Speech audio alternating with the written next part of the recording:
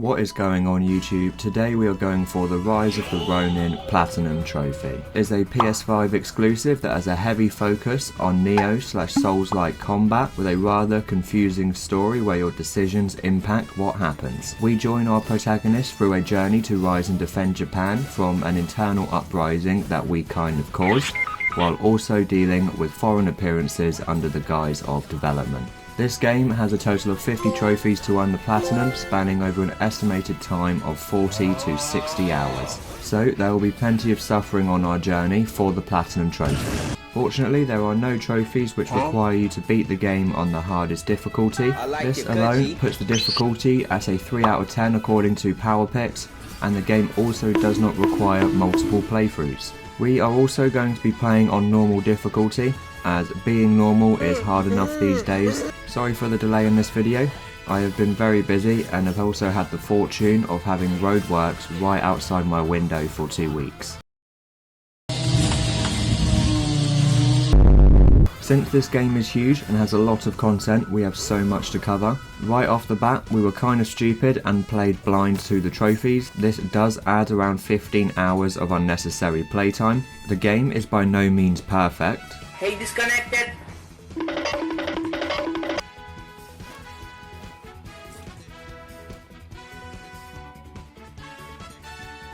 Oh my god!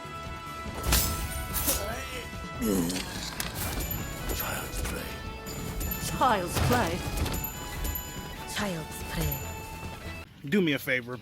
Shut the fuck up. A lot of the content feels like most run-of-the-mill JRPG titles, with fetch quests and camp takeover quests being used a lot on repeat. Once you get over the less than ideal combat controls, it feels great. I still can't understand why R1 and up on the D-pad is to change weapon, and why do we only have one attack button. It does also take a while to get used to the parry being an actual attack rather than a parry, but overall I did really enjoy this game. If you enjoy the video, I want to see more Platinum content, don't forget to like and subscribe, it means a lot to a small fish like me. Now let's start our journey right at the beginning. Our first cutscene shows us and our Blade Twin as children escaping a village that is being attacked and burned down.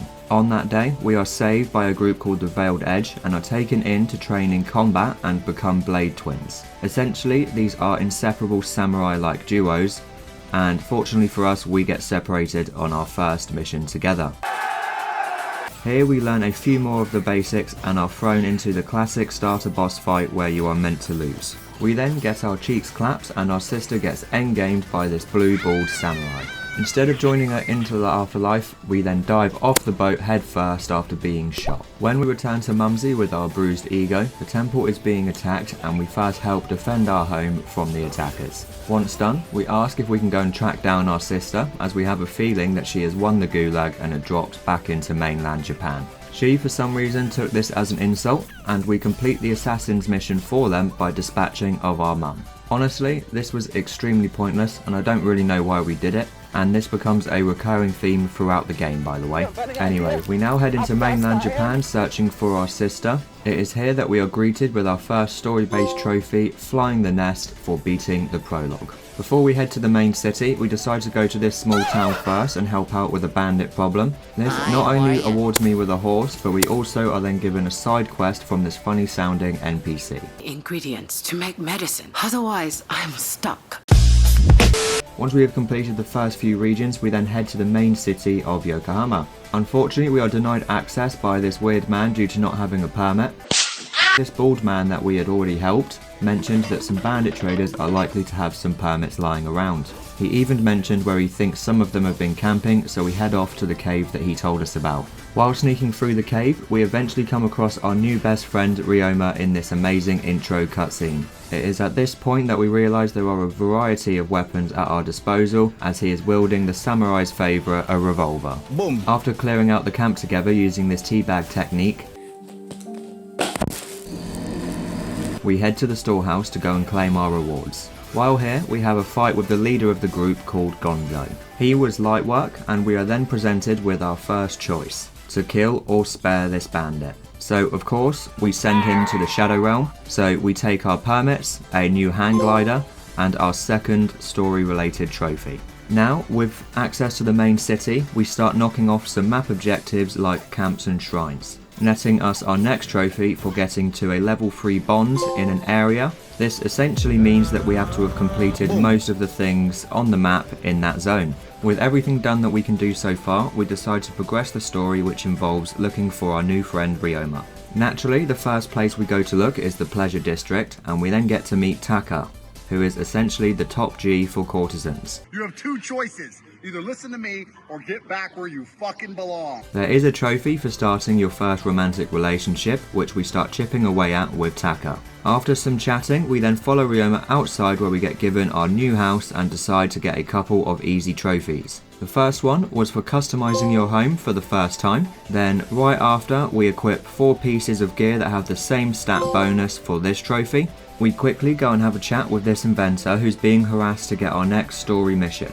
For now, we don't progress it and instead go back to collecting and completing everything else. While doing this, I will briefly summarise what is going on for the general plot.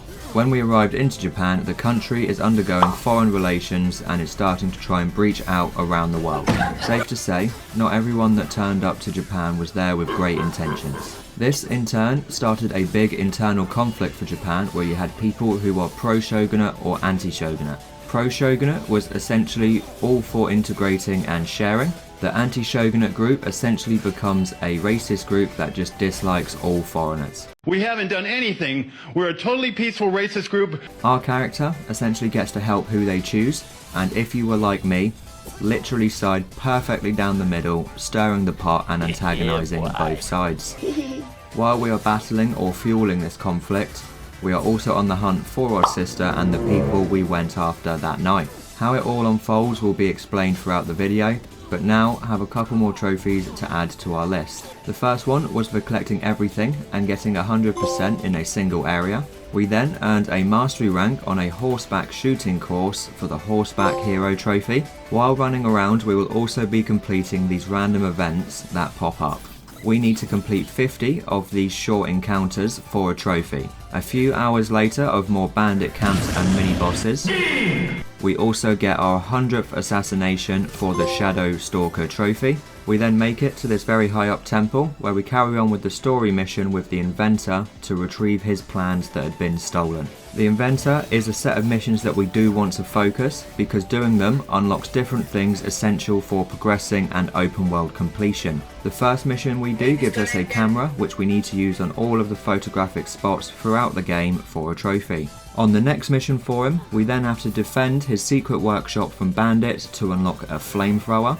With the camera and the flamethrower, we can now go back out into the open world and clean up those last couple of regions. After executing this homeless citizen because someone told me to, we then stumble across a glider challenge which of course has a trophy for us to grab as well. On our first go, we were able to break through all of the signs and earned that Winged Warrior trophy. While clearing the final regions of the map, we decided to start testing some of the other weapons at our disposal. Many war crimes later, we finally get 100% completion in all areas of Yokohama, not that it was needed. We also at this point realised that there was a skill tree, and through our lack of brain cells had racked up a very nice 77 skill points to spend. While peeking through the window at this group, this drunk dude comes over to us and challenges us to a duel. It doesn't take long for us to get the better of him, and he then falls over into this tree and goes to sleep.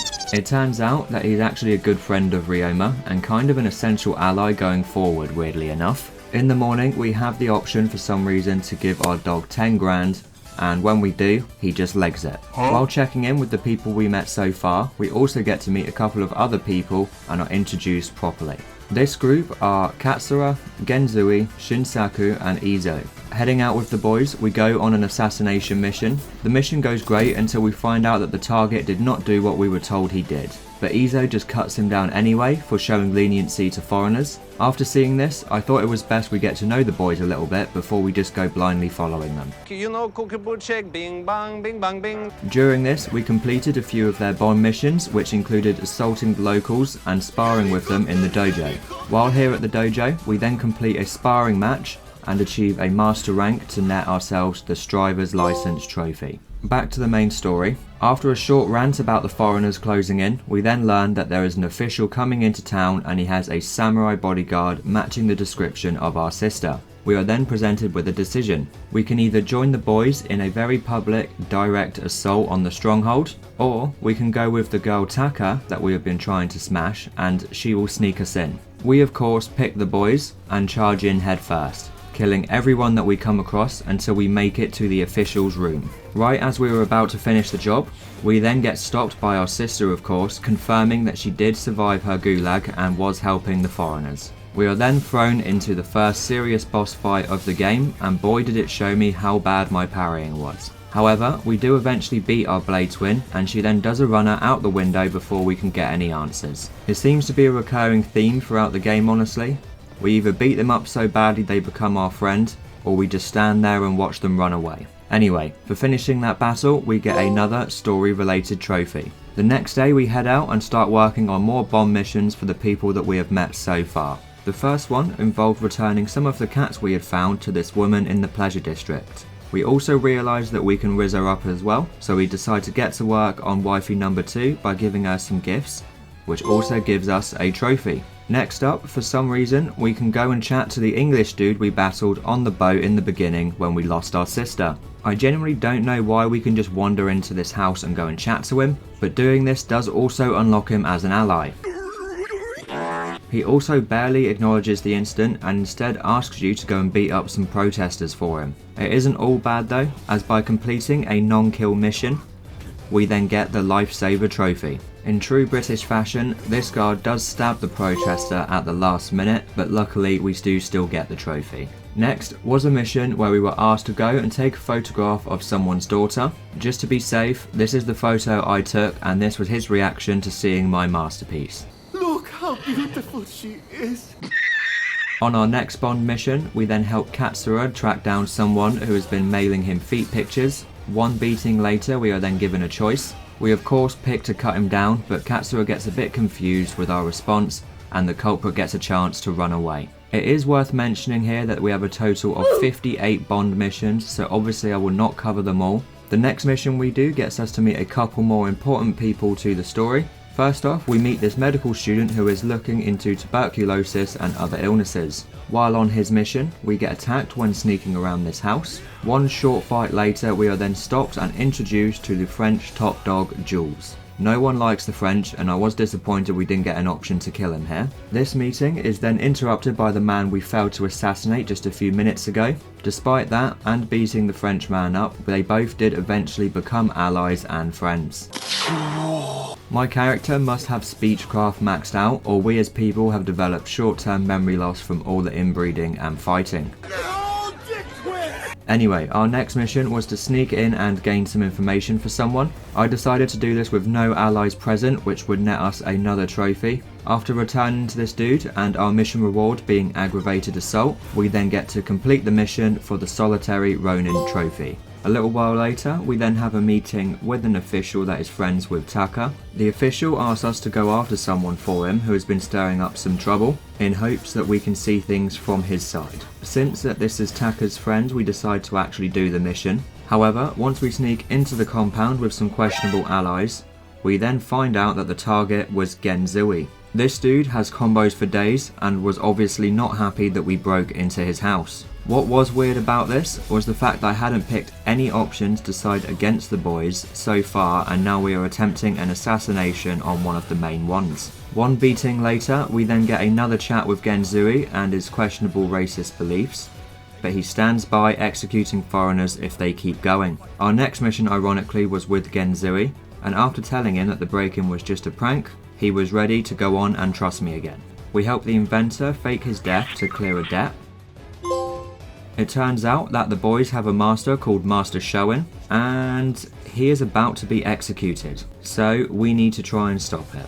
Next up, we head to the pub with the boys and come up with a daring prison break plan to free Master Shogun. This involved gliding in, taking out some officials and locating him in the prison cells. All of it was for nothing though, as he basically tells us to go away and leave him alone before giving us another trophy. At this point, the mission falls apart, as on our escape we are then chased and ambushed by the blue ball demon who proceeds to knock us out by breaking our necks. Once we somehow wake up, we then sprint back to the pub to find the boys and explain what has just happened. Not long after our conversation, the boys all head to Edo and immediately watch Master Shoin get endgamed. This starts a further hate for the Shogunate within the group, but the idiot had his chance and he told us to do one. Since we didn't even know the dude, we decided to go on a walk with Taka, which was essentially a date. Towards the end of the date, she asked us to take a photograph to remember her, so we drew Experience from Tarantino and snapped a photo. This also unlocks our next story trophy called a Happy Memory, which is a very suiting name, as immediately after in the next cutscene, our newfound girlfriend gets turned into a memory by the blue-balled samurai. We spent a lot of time and money on gifts to rizz her up, so this was very unfortunate indeed. However, it seems that her death wound up a lot of men, so we may have dodged a bullet here, but they all started an all-out war against the Blue Demon and his crew. We of course joined this battle and went after him for what he'd done, but as soon as we beat him, we are interrupted by Princess Asuko, and the demon uses this as a chance to escape, which leads to getting everyone together again to come up with a plan to strike down the Shogunate's right hand.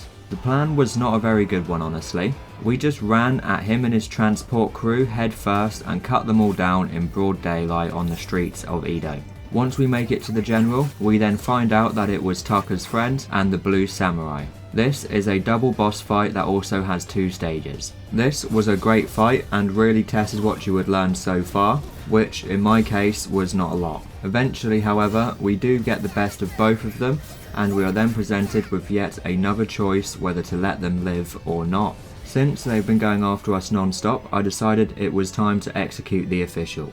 We also blue-balled the Blue Samurai of an honourable death by just letting him bleed out on the street, because that's what heroes do. With this, we have now officially started the internal conflict between the Shogunate forces and the anti-Shogunate forces. During this time, Britain capitalised and moved into Japan, causing some of the boys to get a little bit mad. Although tensions are rising all over, we are at least given our next story trophy.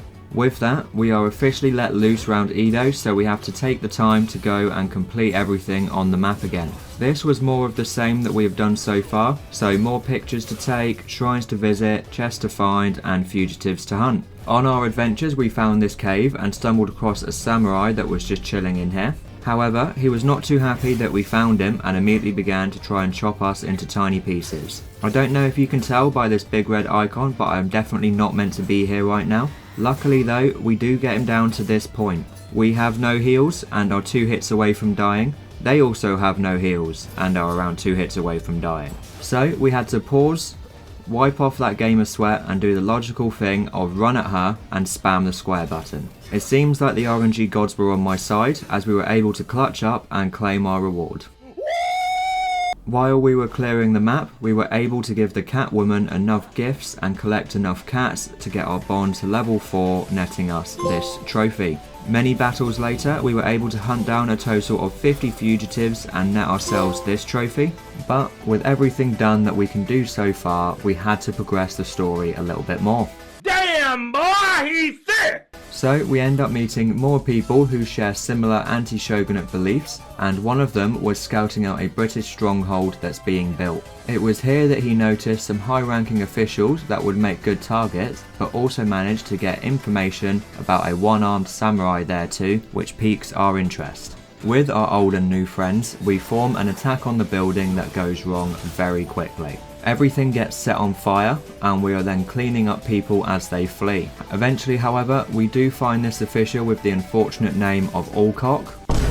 He, of course, is accompanied by our Blade Twin, and another double boss fight breaks out amongst the rubble. Thanks to all of the exploring that we had done, we had a lot of techniques and items that we can use for buffs, which of course helped us make short work of these two. Since we hesitated after beating them, it gave her a moment to Spider-Man away again with the Big D official. So all of the boys rock up and enjoy the show that we put on, but after Genzui's speech, Ryoma starts to think that we're taking things too far. With all that being done, we decide to go back to the Catwoman since we've done enough to hand in a few bits and give a couple of gifts to her. While here, she asks us to talk privately and we get to smash, starting our first romantic relationship. This gives us a trophy and this very awkward transition screen. Following on with the story, the boys all get together and plan yet another assassination attempt on a Shogunate official. This mission involved us sneaking aboard a ship by zipping between boats and patrols until we make it to our target. This dude honestly wrecked me so hard. I was just lucky to have like 10 heals and Ryoma with me who we can take control of since he is in our party, which to be honest we only really do when we go down. Anyway, we get close to beating this dude and then he shows us that he has stopped playing around and proceeds to disarm us so that we can chat, weirdly enough. It turns out that he is actually a very chill dude and his name is Katsu. He also mentions that he does agree with certain aspects of our cause, but doesn't think bloodshed is the right way to progress. After mindlessly killing an entire building's worth of people and burning it down, Ryoma kind of sees sense in this, to be honest, and so do we. Like I said, he's actually a pretty good dude. And there starts an allegiance with Katsu and our next story-based trophy. We decided to help our new friend out and be a bodyguard for him as he had a feeling something was going to happen. It turns out that Izo rocks up and sees us working with Katsu and decides to attempt a 1v3, which he very quickly loses. After being humbled, we stand there awkwardly and listen to him go on a racist rant, followed by doing an anime run out of there. On the way to our next mission, we stumble across this merchant who is absolutely dripped out. The next mission that we have to do takes place in a dojo that Ryoma trained at, since we are looking to recruit people at this current point in time. While here, we meet Lady Sana, who is Ryoma's ex or stalker, I'm not really too sure. As per Ryoma's instructions, we were asked to stay true to our manly nature and beat the shit out of her for no real reason.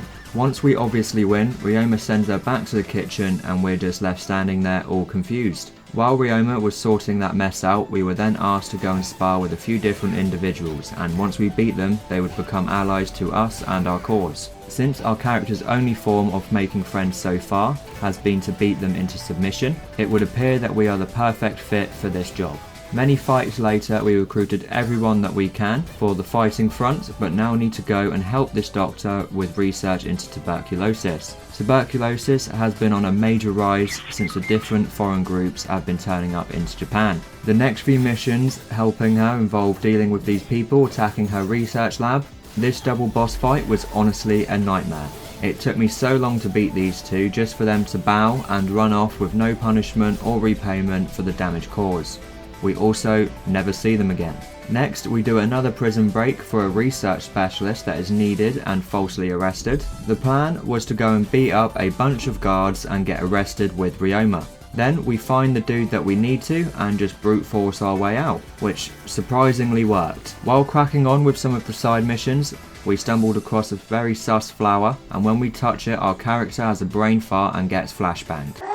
Shortly after, we end up having to protect this florist from Captain Big D, which was an unexpected fight honestly. A lot easier as he did not have our blade twin with him this time, but after we beat him up, it turns out that the florist and Big D are friends, and we've just imagined our two failed execution attempts on him and he immediately asks for help.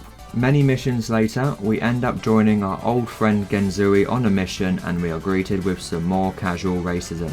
Mark my words, we'll drive those disease spreaders back to where they came from.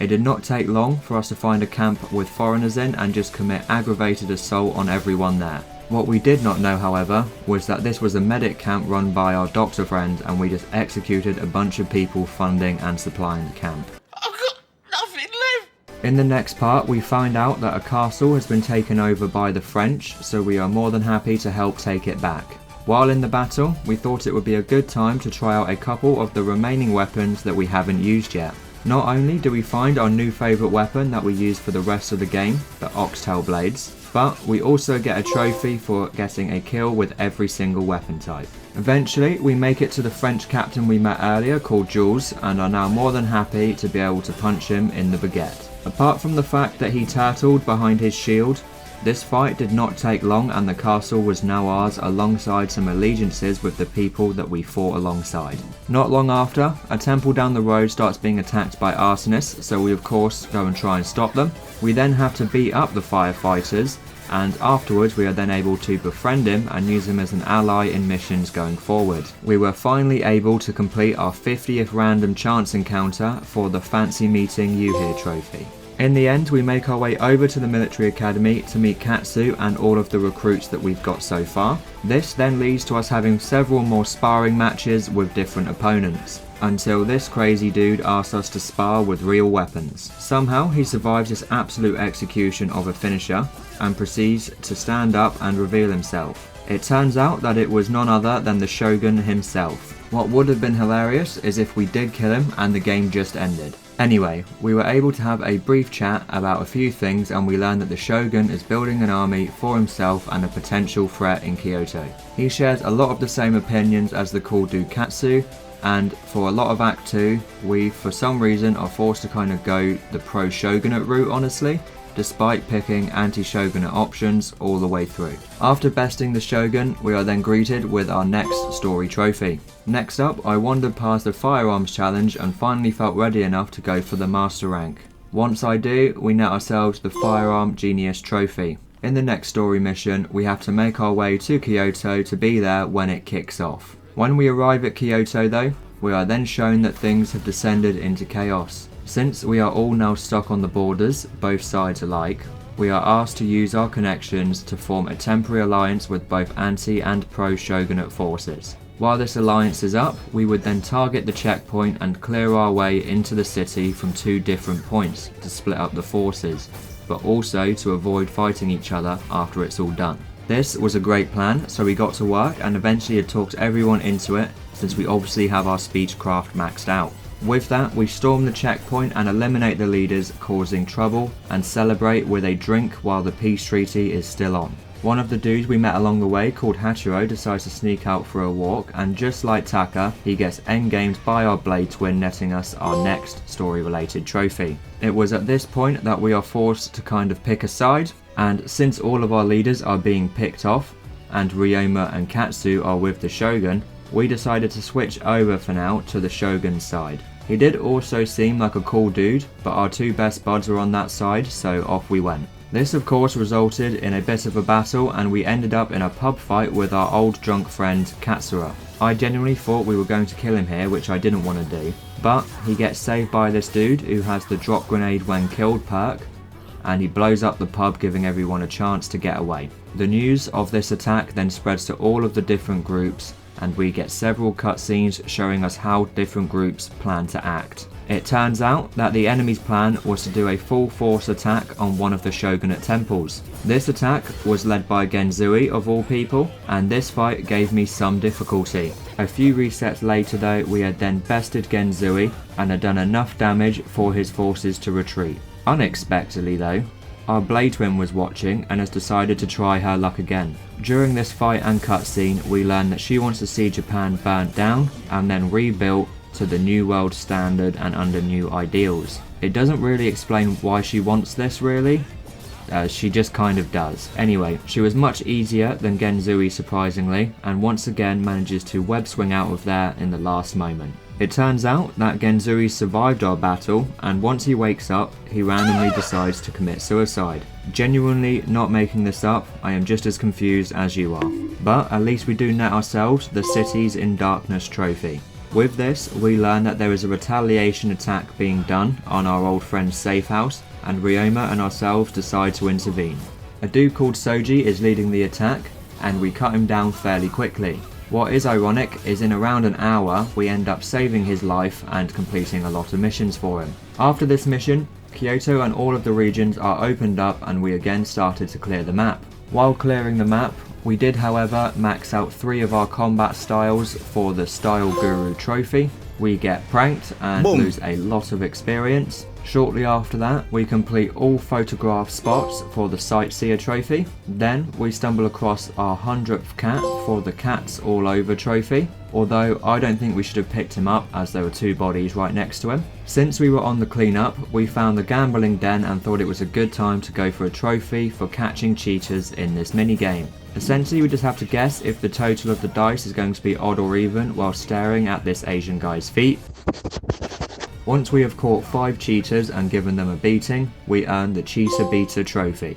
Now, it was time to wander down the road to the blacksmith for some easy trophies. The first one here was for upgrading a piece of armor, a weapon and a sub-weapon. The next one was for moving a stat from one weapon to another. This process is called bond transfer, and we get a trophy for doing our first one. We then get a lot of missions come up for our boy Ryoma, and there was a lot to digest here. Essentially, that weeb looking dude Izo from earlier has been trying to kill Ryoma for turning on the boys. In this mission, we turn up just in time to stop it and have a very easy battle with Izo. How did Ryoma get bested by Izo, honestly? I don't know.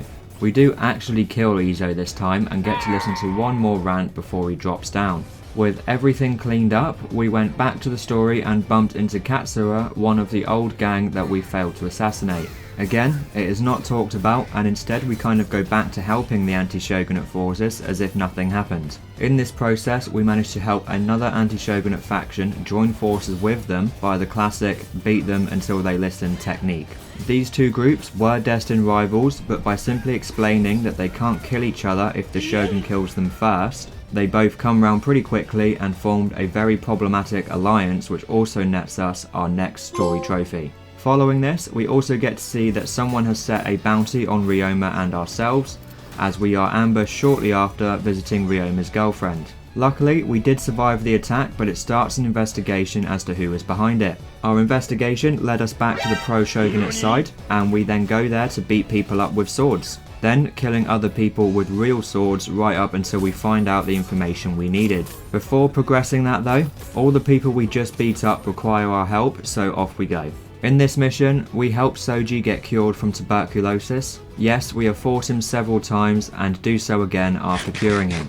But he gives us the Farewell Black Cat trophy once we do cure him. After, we find out that the homosexual loot boy from our gang is also ill with tuberculosis. Instead of using the cure that we have literally just tested, for some reason we have to go and find an alternate cure just for him. Once we cure him though, he does get mad and try to reward us with a knuckle sandwich, but once we sort him out, we get the Greater Opportunity trophy. Ryoma then gets news of a potential attack on the Shogun from the British and asks us to help him. It turns out that the information was true, as this dude called Ernest thought there was an opportunity to take over and thought he would try it. Once stopped, we send him off to jail, and you guessed it, shortly after, he becomes an ally and we are now friends. As you can expect, our Blade Twin was not far behind. She was out causing carnage and proceeds to go after Ryoma and Shintaro while we were separated. Fortunately, we rock up just in time to administer another beating to our twin, and yet again we let her get away while we tend to Ryoma. Not gonna lie, he got messed up pretty good. In the next cutscene, Captain Allcock, or Big D, bailed Ernest out of prison and then took him up to apologise for trying to overthrow the country. Apparently, saying sorry works, as he is then free to go, and we net our next trophy called Twilight Fencer. With tensions at an all-time high, it was essentially time for war, and that is exactly what happens. The Shogunate forces all get together, even the French turn up despite that incident from earlier, and then they decide to put on a defence. From here, ourselves and the anti-Shogunate forces were all attacking. Weirdly enough, we don't kill anyone here, and all our boss battles we are forced to spare and leave them. After taking out the Shogun's forces, we are then taken into a cutscene where we see our twin has been watching the entire time, and decides it is a good opportunity to execute the Shogun. Luckily, our fedora wearing friend Katsu is there, and managed to hold her off before the cannon fire creates an opening for her escape. We then watch as the Shogun's forces are slowly losing and have to retreat. However, this one dude called Kondo just decided to run into the cannon fire for literally no reason. Then, after all that carnage, we get the next story trophy and enter the final point of the game. It was at this point, after reviewing every area of the game and the hidden trophies, that I noticed that we did not need to do any of the shrines, any of the side missions. You don't have to do every fugitive, you just have to do a good chunk. You didn't have to do any landmarks or bandit camps, and we have wasted so much time. With that now on my mind, I wanted to smash out everything else as soon as possible. Following everything that just happened, the Shogun has gone back to Edo for the final stand, so we of course have to follow. First thing we did was we went and had one more sparring match with a healed Ryoma.